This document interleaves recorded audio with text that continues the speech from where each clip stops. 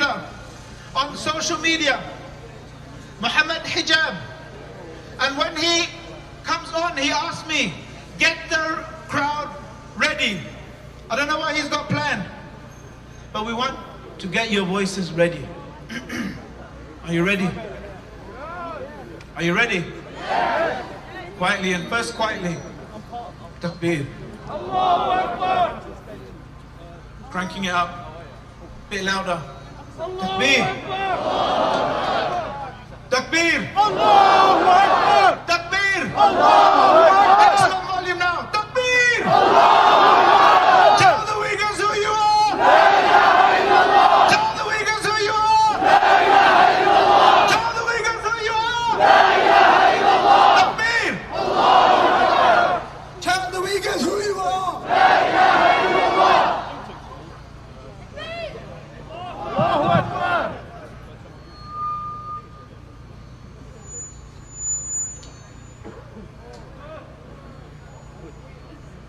You see, many events have happened in history that we look back at now and we realize we could have changed if things had been different. We look at the Holocaust.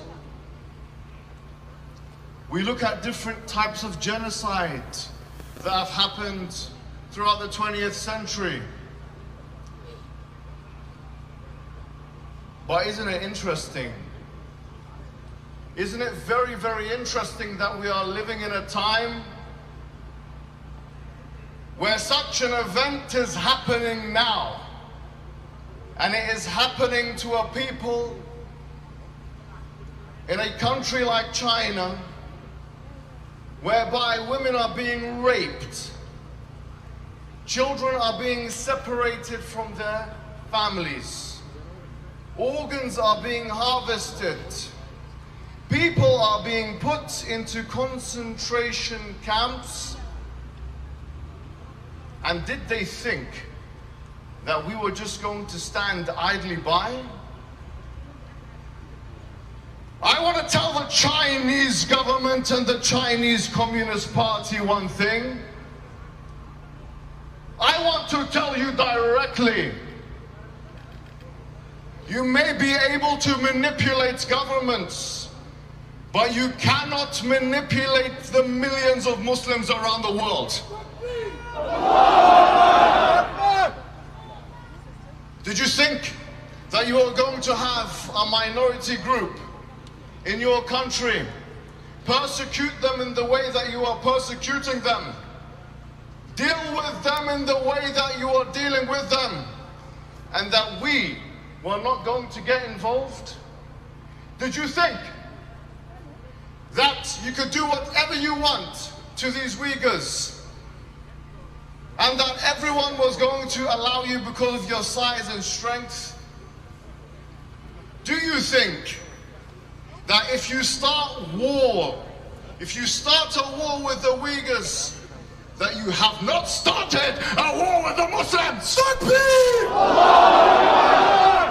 I tell the Chinese today, with all vehemency and all vigor, you have started a war with the Muslims, and we will not live or die until we become victorious in this war.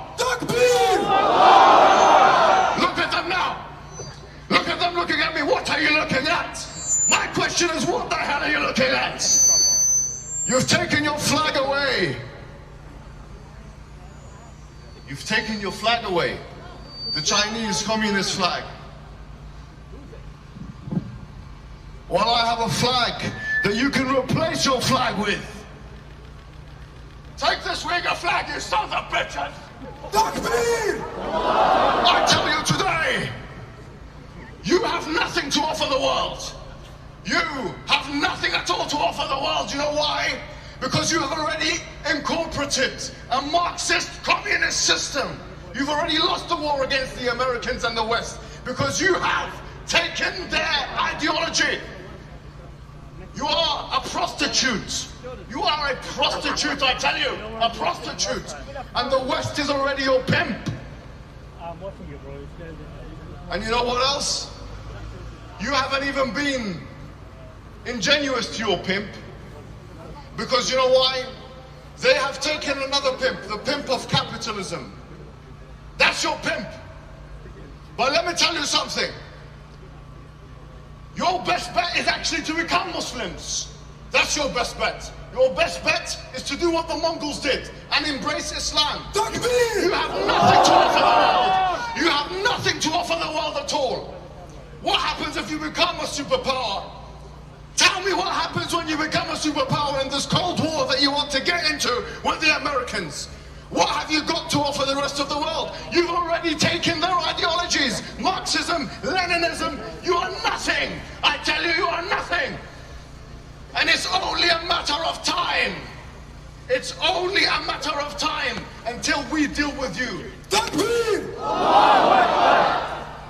And so I say to them, and I say this again, with all vehemency and all vigor, that you cannot beat and defeat an enemy. That when they look at the barrel, the bottom of the barrel of the gun, they see paradise. We don't care about death, in fact. We don't care about martyrdom. Please make us martyrs. You cannot beat us. We're the unbeatable enemy.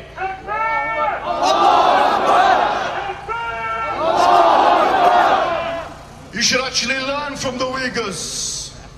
You should actually learn from them the purpose of life, to worship one God. You should learn from them not to worship statues, not to worship whatever it is you've been worshipping for thousands of years. You should learn from the Uyghurs. Yes, you should learn from the Uyghurs. Because you know why? When you think about it, you're nothing. That's the truth. You're nothing. You've got nothing to offer. And I tell you today that you may be taking off La ilaha illallah from the tops of the masjids and replacing it with your communist flag, the flag of your ideological masters. But taking it off the masjid does not mean taking it out of the hearts of the believers. So I tell you once and again, it's only a matter of time. And you may want to start this Cold War with America, which you're starting now. Having the Muslims as your enemies is not a good idea. We're not, yes, look at me, look at me. Having the Muslims as your enemies is not a good idea. And history, as it has in the past, with the Persians and the Romans and the Mongols and all of these, history will tell this story again, and you will be defeated under our...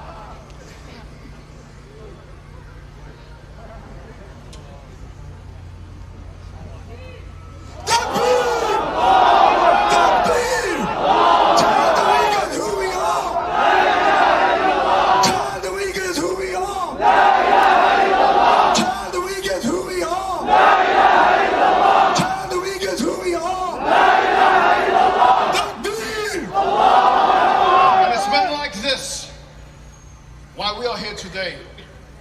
Al-Muslim lil-Muslim kal-jasad al-wahid. Kal-bunyan, the Prophet said, the Muslim, to the Muslim, is like one building. Yashuddu ba'duhu ba'da. We pull each other together. I don't know much about Uyghur culture, but I know one thing, that we are here for the Uyghurs, and we will not rest until justice is served.